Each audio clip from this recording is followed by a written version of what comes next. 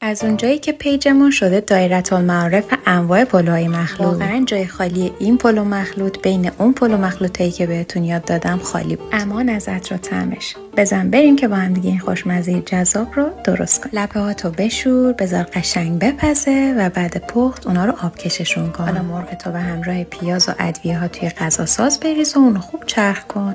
بعد قلقلیشون کن و توی روغن تفت بده به همراه زعفرون دم شده. توی همون روغن رو به گوجه رو تفت بده تا سبک بشه. بعد رو به انا رو بهش اضافه کن، آب جوشم اضافه کن. قوامی که دیدی رسید، لپه ها و قلقلیا و زعفرون دم شده و پودر گل و دارچین رو اضافه کن و تمام. قابلمت روغن بریز، ته دیگه مد نظر تو بچین، یه لایه برنج، یه لایه مواد گوشتی و همینجوری برو بالا و روش زعفرون بریز و کرم بذار روش و بذار که دم بکشه. موقع سرو حتما ترکیب زرشک و خلال پسته و بادومم بریز که محشر میشه.